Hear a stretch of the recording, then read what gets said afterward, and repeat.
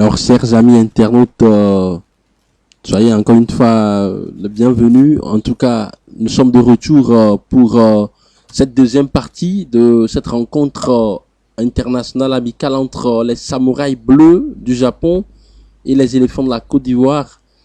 Pour l'instant, au stade du traite, c'est toujours un score nul et vierge de 0 but partout. Les Japonais qui vont bénéficier de ce corner, c'est parti. Bonne intervention de la part de la défense ivoirienne. Les Japonais qui ont toujours la possession de la balle. Le centre, c'est parti. Dégagement de Eric Bertrand Bailly. Les Ivoiriens, en tout cas, sur le plan de l'animation défensive, sont assez solidaires. Et cette contre-attaque va partir. Franck Yannick Kessié qui lance Nicolas Pépé, le feu follet ivoirien Nicolas Pépé. Malheureusement, il a trop tergiversé. En tout cas, il n'était pas assez solide sur ses appuis. Nicolas Pépé qui a raté cette situation intéressante, ce 1 contre 1. Quand on sait la qualité, la dextérité, la fulgurance du joueur d'Arsenal, on peut s'étonner de cette ratée de sa part, mais ce n'est que partie remise. Eric Bertrand Bailly qui combine avec son jeune compère de la défense centrale, Sinali Diomandé, le jeune joueur de l'Olympique Lyonnais en France. Sinali Diomandé retrouve non, malheureusement c'est une rentrée de touche. Maxwell Cornet et son jeune coéquipier Sinali Diomandé ne se sont pas compris sur cette action. Rentrée de touche côté Samouraï bleu. Les Ivoiriens qui pressent. Non, la faute. La faute de la part de Odilon Koussounou. On sent que cette formation ivoirienne a cette envie de pouvoir faire un bon résultat ici ce soir à Utrecht aux Pays-Bas. Mais pour le moment, c'est une équipe, c'est sans compter sur une équipe valeureuse, généreuse, combative, décuplée côté japonais. Franck Yannick Kessié sur cette rentrée de touche, Auré qui trouve son coéquipier.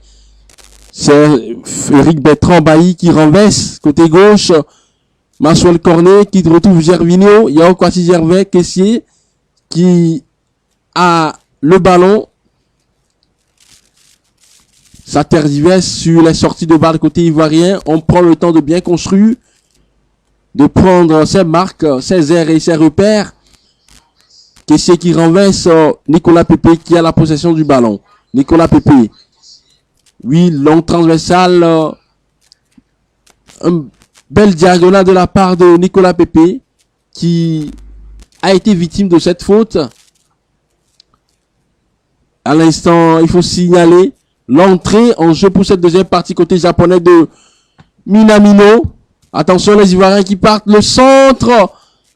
Non, malheureusement pour les Ivoiriens, ce centre a été intercepté. Le Japon qui amorce une contre-attaque. Les Japonais ont la possession du ballon. Attention. Le centre. La frappe de Kubo. Heureusement que Sylvain Gbou. La Côte d'Ivoire qui échappe donc à cette tentative des Japonais, Harry.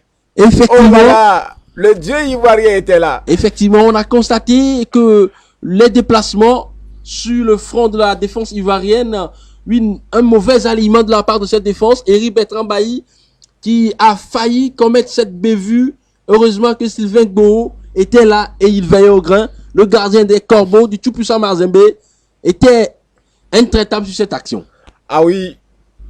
En tout cas, Sylvain Gbou qui depuis un moment retrouve la confiance. Hein.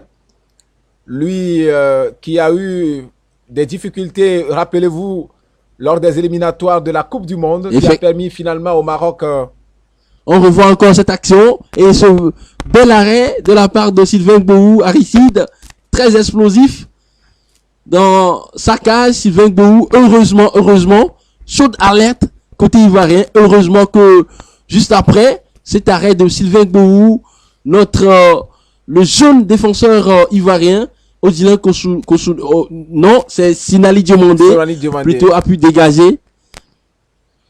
Et nous vous saluons, chers internautes, vous tous qui nous suivez de près ou de loin. N'hésitez pas à pouvoir poser des questions. Mettez les petits cœurs et puis les petits j'aime. C'est parti. À cette action. En tout cas, il y a une grosse pression maintenant des Japonais.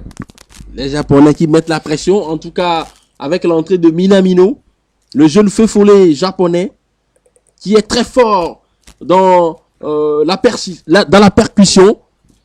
Beaucoup d'envie. Les partenaires de Serge Aurier qui sont en difficulté, en tout cas pour ce qui concerne cette reprise. Et un autre changement qui se prépare dans le camp japonais. Oui, et ça c'est Haraguchi qui va faire son entrée. Il évolue du côté de la Bundesliga. Ah oui. C'est un attaquant. Vous savez que la Bundesliga est un championnat assez physique. C'est d'ailleurs un championnat dans lequel on marque beaucoup de buts. Effectivement. C'est un joueur athlétique, c'est un joueur physique. Il vient est de faire son entrée côté japonais. Oui, il est très intéressant, surtout au niveau des appels. C'est un joueur qui fait souvent des appels croisés. Il se positionne bien entre le défenseur axial et le latéral. Bien sûr. C'est dire que l'entraîneur japonais a la volonté, il veut gagner cette rencontre face aux éléphants de la Côte d'Ivoire. Attention à cette action, oh, il a frappé. La frappe de Minamino. Qui n'a pas inquiété Gbowou, qui était sur la trajectoire de ce ballon. Encore une fois, une défense ivoirienne amorphe, apathique, trop attentiste sur le coup. Mais visiblement, on se demande ce qui se passe parce que cette seconde période, les Ivoiriens ont beaucoup plus la difficulté en défense. Je sens qu'il y a des pépés physiques qui sont passés par là. Quand nous regardons un peu la configuration de cette défense ivoirienne, Sinali Diomandé, c'est un jeune joueur. Il n'a pas encore ce coffre nécessaire. Encore une fois, ces espaces béants, c'est assez dangereux pour cette défense ivoirienne. Ah là là. Heureusement que Franck Yannick Kessié est venu à la rescousse après l'intervention de Serge Fabrice Aurier. Les Japonais sont dans leur moment fort dans cette rencontre. Vous avez vu tout à l'heure, c'est ça quand on est entraîneur. Il faut sentir l'enjeu de la rencontre. L'entraîneur japonais a su qu'à ce moment, eh bien, la rencontre était dans ses moments forts. Il fallait injecter du sang nouveau. Il a fait rentrer donc ce joueur de la Bundesliga, évidemment, qui permet à cette équipe japonaise de mettre la pression sur les éléphants de Côte d'Ivoire. Oui, et le bloc ivoirien qui recule toujours. Revoyez un peu ces courses à reculons. Cette défense centrale ivoirienne qui n'arrive pas à pouvoir contenir les assauts répétés, les vagues incessantes de ces samouraïs bleus, ces guerriers bleus qui ne veulent pas lâcher l'affaire. Attention, il faut défendre vers l'avant. On ne défend pas vers l'arrière. Voyez-vous, quand on est défenseur, quand on veut être un défenseur intraitable, il faut défendre vers l'avant. Il ne faut pas défendre vers l'arrière parce que là, quand vous perdez le ballon, vous mettez votre adversaire, enfin, vous mettez vos partenaires en difficulté. Effectivement, surtout quand vous perdez le ballon dans les 7 mètres 50 défensives, c'est assez dangereux pour votre défense. Il faut surtout défendre par zone et éviter de défendre donc sur les côtés pour et mettre le ballon dans l'axe parce que quand l'adversaire, par exemple, va vous chipper le ballon, vous serez en difficulté. En tout cas, cette défense ivoirienne a en tout cas des difficultés pour ce qui concerne cette seconde partie. Oui, Aristide, je constate véritablement que le jeu à l'intérieur, côté ivoirien, n'est pas léché, n'est pas fluide. Sur ces attaques placées, la Côte d'Ivoire n'arrive pas à pouvoir varier. Il faut une certaine variation dans l'utilisation du ballon pour désaxonner ce bloc compact japonais en défense afin d'ouvrir le score. En tout cas, une belle accélération côté ivoirien. Gervinho qui va centrer. Le centre de Gervinho. Gervinho qui se mélange les pieds sur la frappe. Heureusement, malheureusement pour les Ivoiriens, le gardien japonais qui intervient. Un corner. Un corner pour les éléphants de la Côte d'Ivoire. On revoit encore une fois Gervinho qui contrôle et qui enrhumant son vis-à-vis, la frappe de manière instantanée. Malheureusement que cela ne trouve pas le cadre. En tout cas, les Japonais, les guerriers, comme on les appelle, les samouraïs bleus, devront remercier leur gardien sur ce coup. Il y a d'ailleurs un internaute qui publie donc sur la page Facebook que l'équipe B du Cameroun a fait un match nul avec cette équipe du Japon. Alors logiquement, pour lui, les Ivoiriens doivent gagner. Oui, parlant d'équipe B du Cameroun, je ne suis pas vraiment d'avis avec notre cher internaute, même si le Cameroun a évolué avec un effectif réduit de 17 joueurs, on avait quand même le statut de cette formation camerounaise qui avait disputé cette rencontre, notamment Franck Zambo Aguissa qui était là.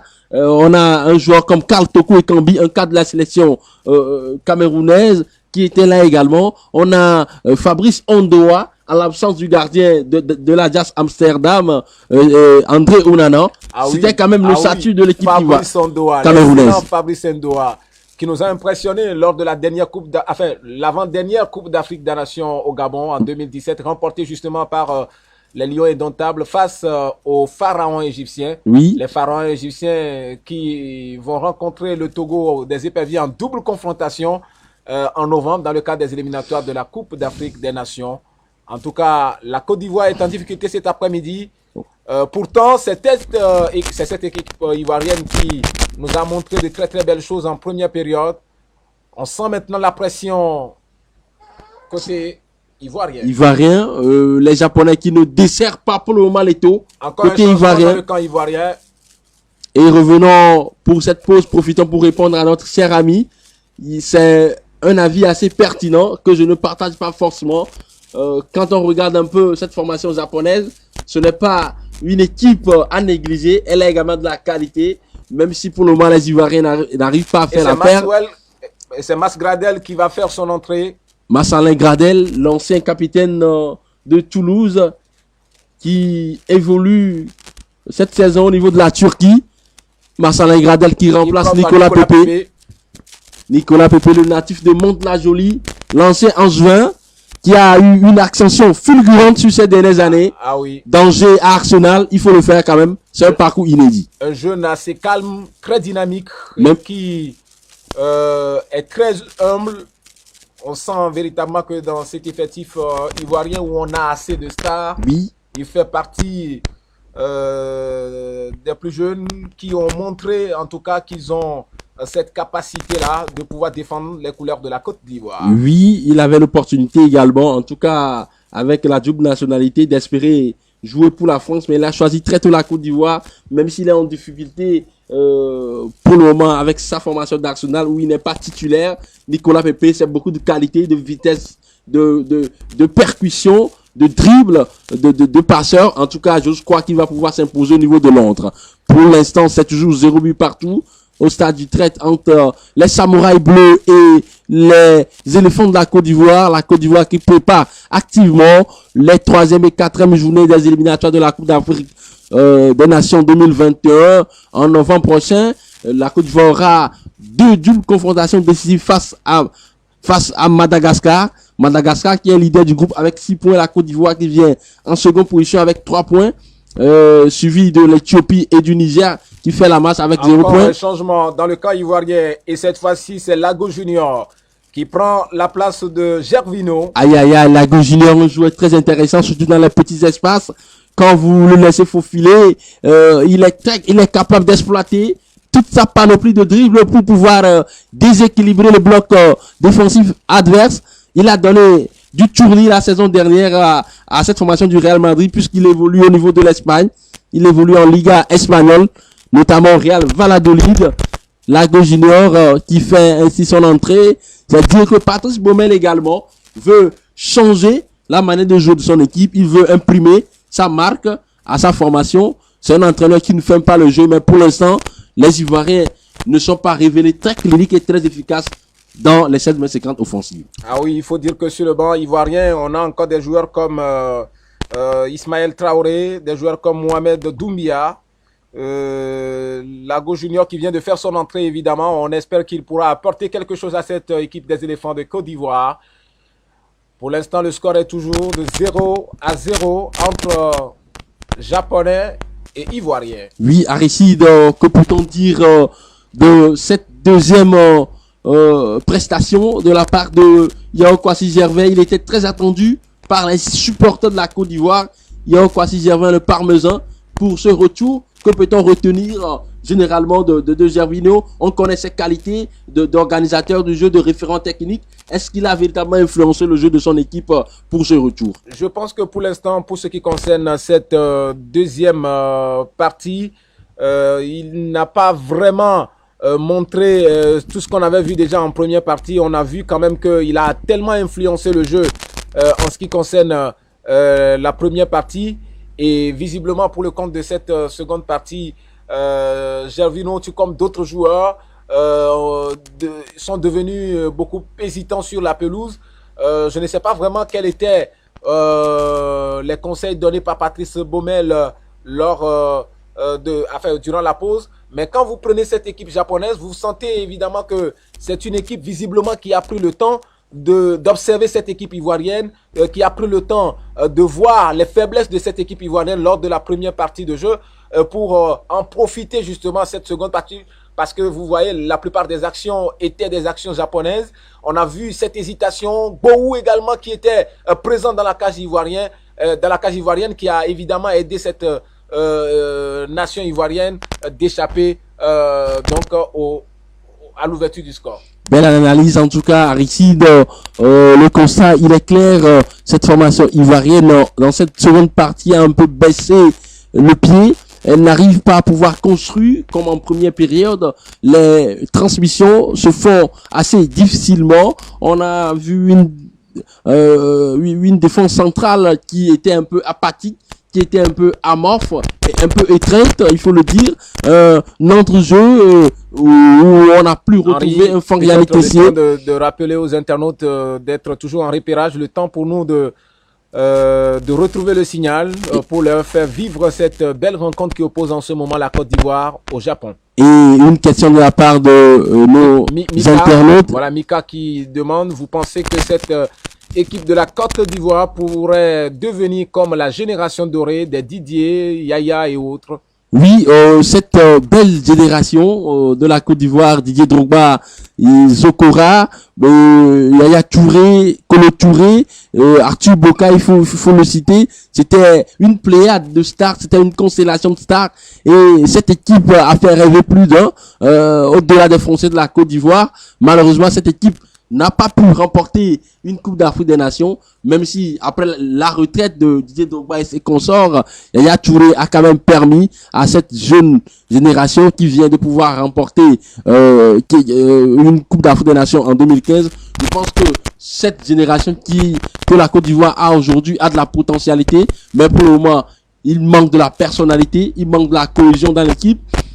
Si d'aventure Patrice Baumel arrive à trouver les bonnes combinaisons, l'osmose, à trouver les bonnes complémentarités, à trouver véritablement les bons repères, je pense que ces individualités, notamment Nicolas Pepe, Gradel, Gervinho, Franck Yannick Kessié, Eric Bertrand Bailly, ces individualités pourront se mettre au service du collectif ivoirien, pourront se fondre dans le collectif ivoirien pour apporter véritablement une plus-value à cette équipe et pourquoi pas remporter une troisième Coupe d'Afrique des Nations après celle de 92 au Sénégal et celle de 2015 en Guinée équatoriale. Donc en gros, je pense que si Patrice Baumel arrive à trouver véritablement l'osmose entre les anciens et cette jeune génération qui est en train d'émerger aujourd'hui, la Côte d'Ivoire pourra retrouver ses lettres de noblesse. Et voilà, nous sommes de retour avec le signal de cette rencontre. Encore un changement dans le camp ivoirien. En tout cas, beaucoup de changements de toutes les façons.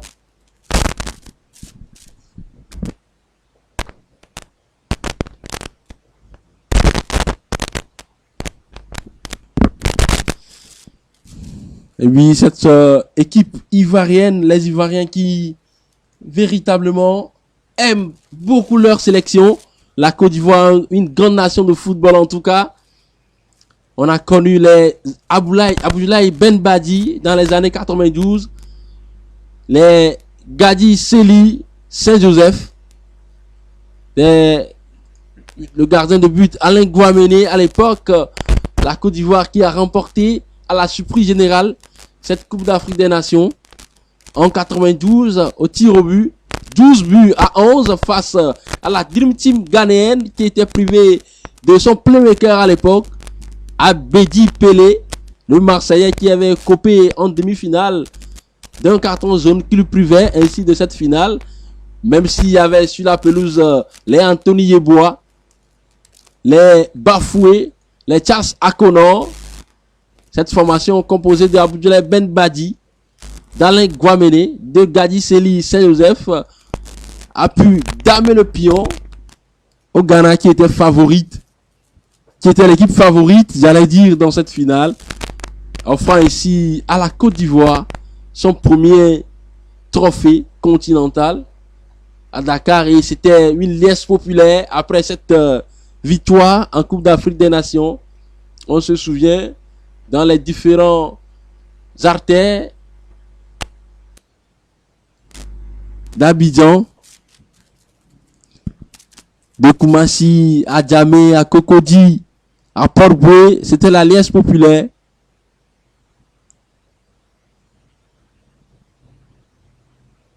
Et on se souvient également de ce deuxième trophée, de ce deuxième sacre continental décroché en Guinée équatoriale à l'Estadio de Bata avec cet entraîneur charismatique Hervé Renard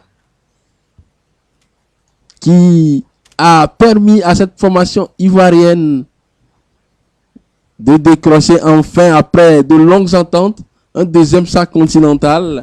On se souvient de ces finales perdues en 2006 et en 2012 au tir au but, respectivement face à l'Égypte et à la Zambie. Alors Henri, on a un petit retard, un décalage dans la retransmission du signal Effectivement. de cette rencontre qui oppose justement le Japon à la Côte d'Ivoire.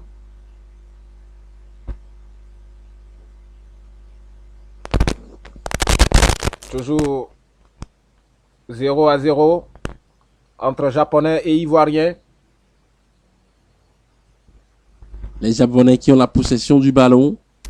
Ça combine bien dans l'entre-jeu, dans le cœur du jeu, à une touche, un jeu fluide au sol. On constate beaucoup de permutations côté japonais. Mais pour le moment, la défense ivoirienne résiste aux assauts répétés de ces samouraïs bleus. Maxwell Cornet, il combine bien. Il retrouve Habib Maïga, le médecin.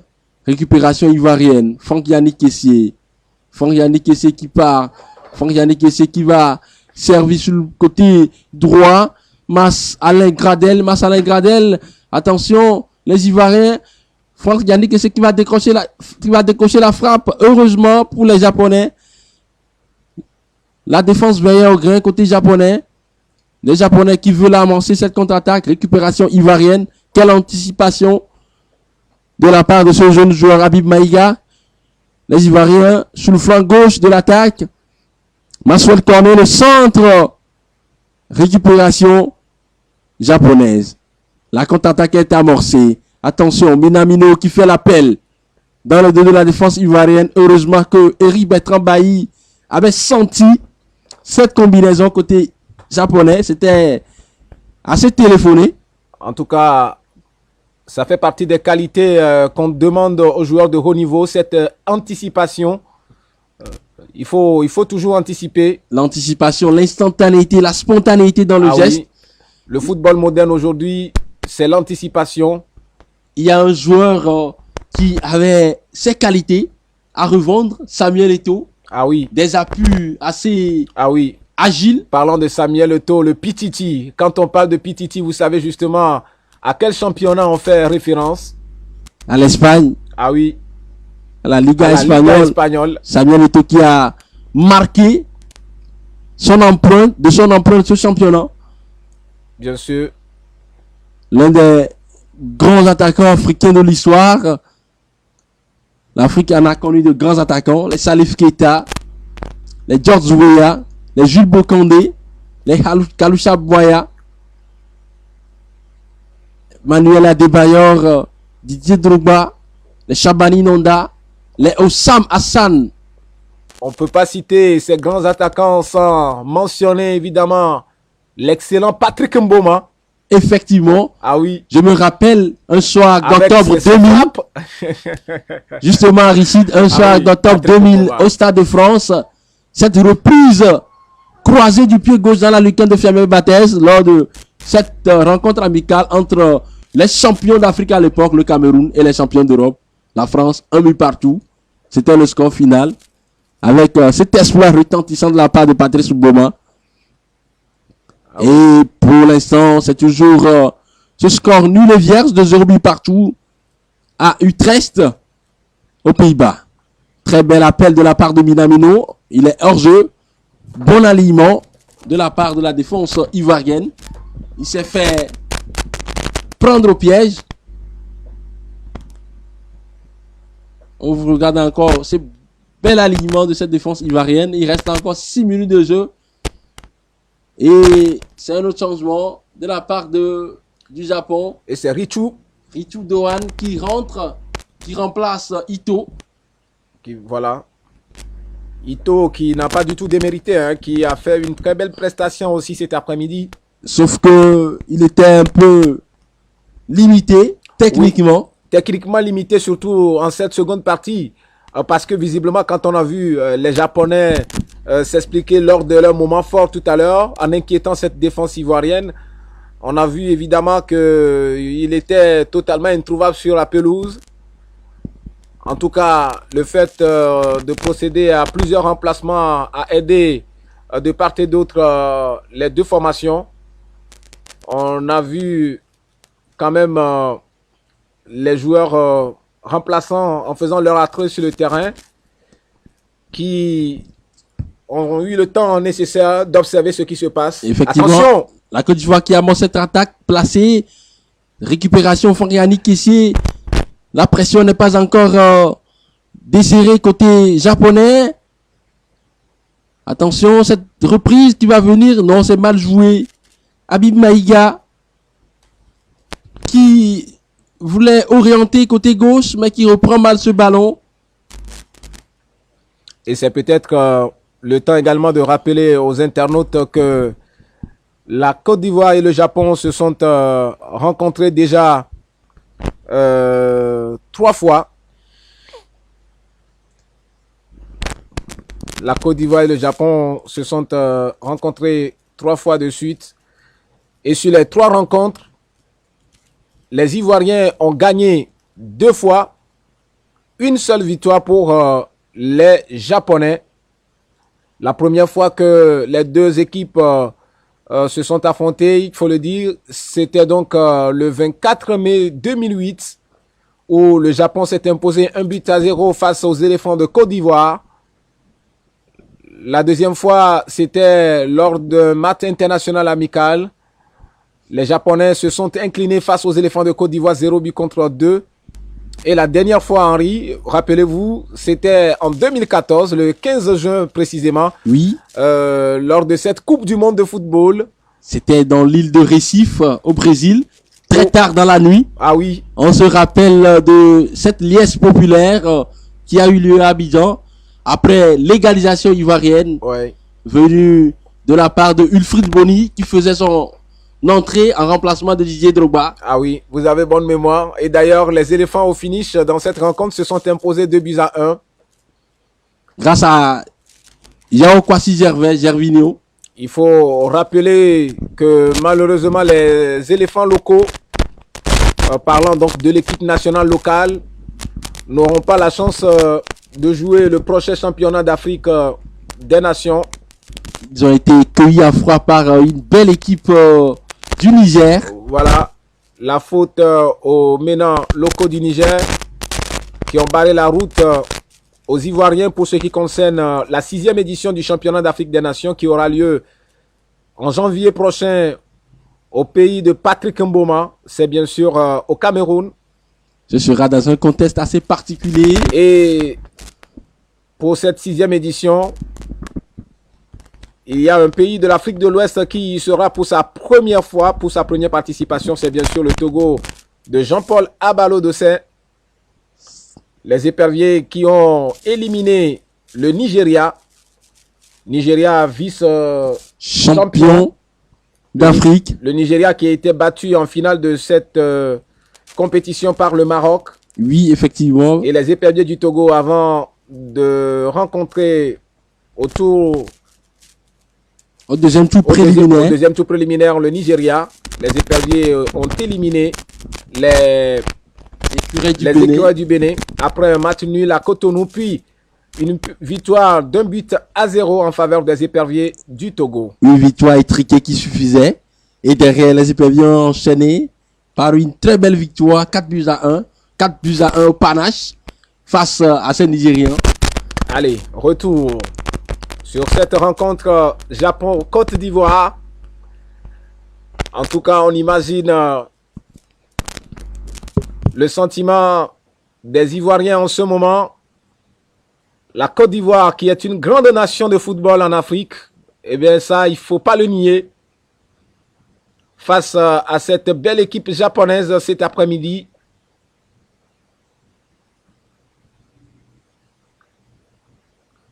Un match nul en cours de téléchargement qui va certainement être bien accueilli par ces nombreux fans, ces nombreux supporters des éléphants de Côte d'Ivoire.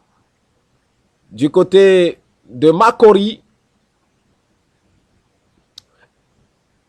Et l'ouverture du score. Et l'ouverture du score par le Japon. Quel but! L'ouverture du score par le Japon. Même le gardien ivoirien Sylvain Gbowou n'a pas compris. Allez, regardez encore cette action.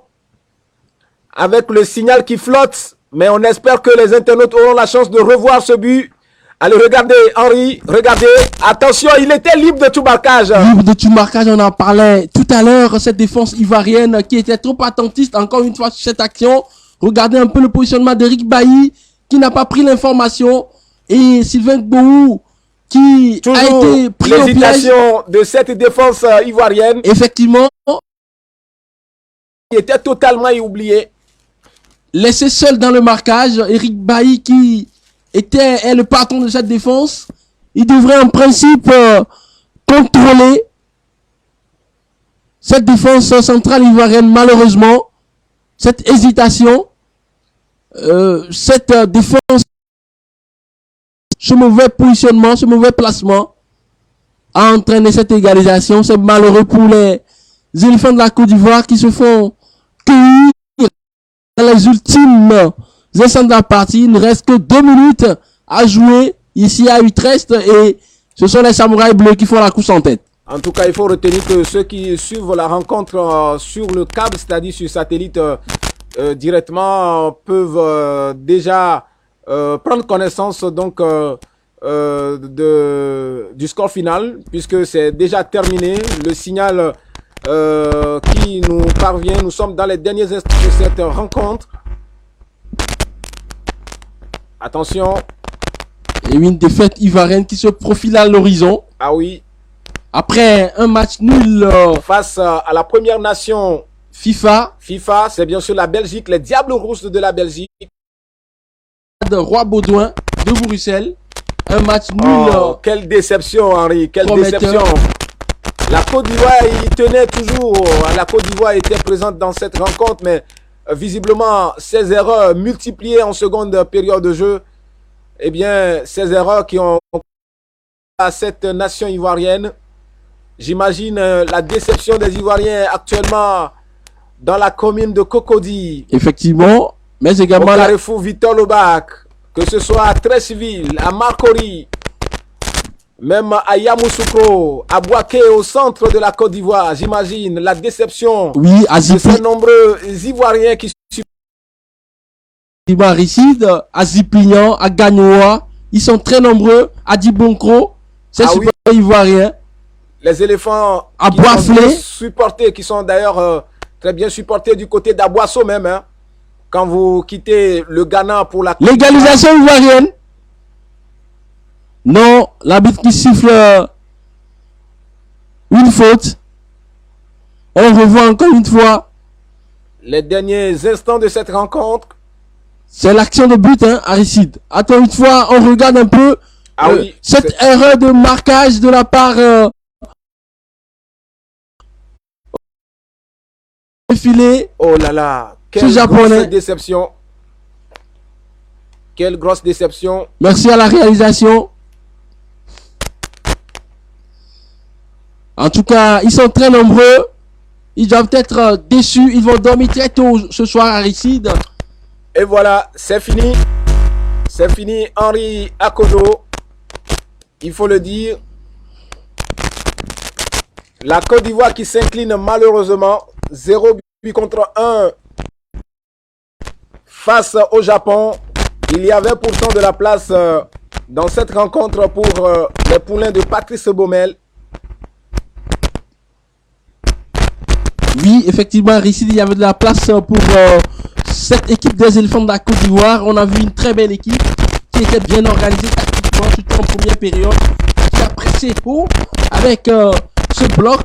Et dans l'entre-deux, on a constaté que les joueurs comme Franck Yannick Kessié, mais également Habib Maïga, se tentaient d'être très présents. La récupération tout de suite à perte, on constate qu'ils harcèlent le porteur du ballon adverse. Mais malheureusement, les quelques incursions qu'ils ont eues en première mi-temps sur la ligne offensive, notamment par l'entourage de Nicolas Pepe et de Gervinho, n'ont pas pu permettre à cette formation de prendre l'avantage dans cette partie. En cette période, même si des joueurs comme Massalin Gradel sont rentrés en jeu, mais également Junior Talo, Lago Junior, j'allais dire, la Côte d'Ivoire n'a pas pu effectivement trouver le chemin des filets. Puis encore cette formation a encaissé un but évitable dans les derniers instants de la partie avec une défense qui était tout simplement apathique, qui était dans la réaction et face à des Japonais qui étaient très déterminés, très décuplés, qui avaient une abnégation légendaire. Cet après-midi, la Côte d'Ivoire vient de couler tout simplement. En tout cas, merci à ces nombreux internautes qui étaient avec nous malgré les difficultés, en tout cas, dans la liaison. Ils ont vécu ces moments avec nous. Ça fait plaisir, ça fait énormément plaisir.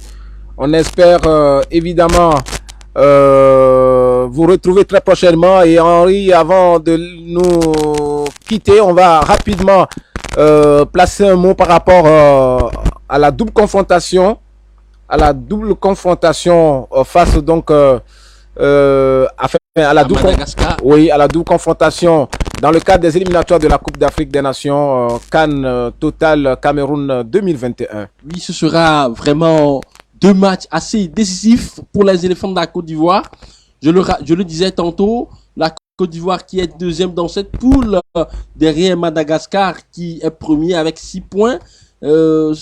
Et la troisième place est occupée par l'Éthiopie. La Côte d'Ivoire qui a concédé une défaite lors de la deuxième journée à Addis Abeba. Et la manche est fermée dans cette poule par cette formation qui est créditée de 0 points. Face au Barea de Madagascar, eu à jouer les quarts de finale de la dernière Coupe d'Afrique des Nations, qui ont déjà 6 points dans cette poule. Ce sera très compliqué parce que c'est une équipe va jouer son va-tout pour décrocher son deuxième ticket pour la Coupe d'Afrique des Nations. C'est une belle équipe qui est dirigée par l'entraîneur français Dupont et une équipe qui est tournée vers l'avant, qui pratique un jeu fluide, qui pratique un jeu de transition très rapide vers l'avant. Je pense que Patrice Baumel doit pouvoir s'appuyer véritablement sur ce noyau-là qui a eu à jouer ces 2 matchs amicaux. Même si ce soir c'est une défaite, cette équipe ivoirienne a quand même de la qualité. Si la Côte d'Ivoire joue dans son meilleur registre, à son meilleur niveau, je pense qu'ils pourront battre cette formation malgache sur les 2 confrontations. Même si on sait qu'à arriver, ce sera très compliqué.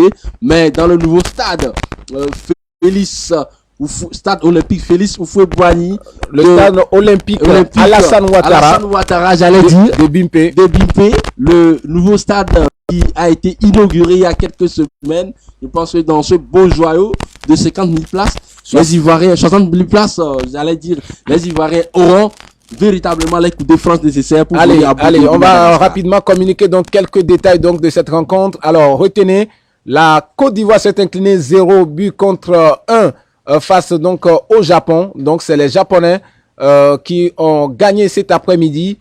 Il faut dire que durant les 3 dernières confrontations entre Japonais et Ivoiriens, on l'a dit, la Côte d'Ivoire a eu 2 victoires, une seule victoire pour les Japonais. Et donc, cet après-midi, ça fait désormais 2 victoires pour les Japonais et 2 victoires pour les Ivoiriens. En termes de statistiques, il faut dire que la Côte d'Ivoire a eu la possession de balles, 52% pour la Côte d'Ivoire contre 48% pour le Japon. En termes de tirs, on a eu 12 tirs au total du côté du Japon et 9 tirs du côté de la Côte d'Ivoire. 454 passes pour les Japonais contre 485 passes pour, je vais dire, les Ivoiriens, les éléphants de Côte d'Ivoire. En termes de passes précises ou la précision des passes, 80% des passes ivoiriennes étaient des passes, alors que 81% du côté, je vais dire, du Japon, voilà, au 81% comme taux. Le taux est de 81% pour les Japonais. En termes de fautes, Henri, dans cette rencontre, les Ivoiriens ont commis au total 15 fautes contre 14 pour les Japonais. Et il n'y a pas eu de carton jaune dans cette rencontre. En tout cas, l'arbitre était vraiment gentil, malgré les quelques comportements antisportifs qu'on a constatés sur le terrain. Hors jeu, 2 pour la Côte d'Ivoire et 4 pour les Japonais et 5 corners pour les Japonais, alors que les Ivoiriens n'ont concédé au total que 4 corners. Donc, retenez, l'auteur du but, c'est bien sûr Nwamichi Ueda à la 91e minute, donc dans les arrêts de jeu, qui permet donc au Japon de battre cette belle équipe ivoirienne qui en tout cas a de l'avenir, et surtout avec un certain Patrice Baumel, une victoire et en tout cas un match nul et une défaite pour le technicien Patrice Baumel avec les éléphants de Côte d'Ivoire. Effectivement, ce n'est pas un début assez rassurant, mais quand on regarde un peu dans le contenu, on peut quand même espérer de très belles choses pour cette sélection ivoirienne qui est désormais dirigée par le technicien français Patrice Baumel. Dans les prochaines séances, je pense que Patrice Baumel doit pouvoir retravailler beaucoup de choses. L'aspect tactique, aujourd'hui, il a évolué en 4-2-3-1, même si dans la fiche qui nous a été présentée avant cette rencontre, c'était une mise en place de 3-5-1, j'allais dire, mais derrière cette formation ivoirienne a évolué en 4-2-3-1. Je crois que Patrice Baumel va pouvoir travailler les circuits préférentiels, travailler véritablement les phases de transition défensive et offensive, travailler les complémentarités, les petites combinaisons pour son équipe afin de pouvoir faire face à l'adversité de ces barrières malgaches. Eh bien, on va terminer tout simplement à rappeler que ça a été finalement un coaching gagnant pour le sélectionneur japonais, parce que l'auteur du but à la 91e minute, qui n'est autre que Nwamichi Ueda, eh bien, c'est un défenseur. Il a fait son entrée, il a remplacé Sue Muroya, et c'est lui finalement qui permet donc à cette équipe japonaise de s'imposer devant cette belle équipe ivoirienne qui visiblement n'a pas produit un jeu assez intéressant tout au long de cette seconde partie.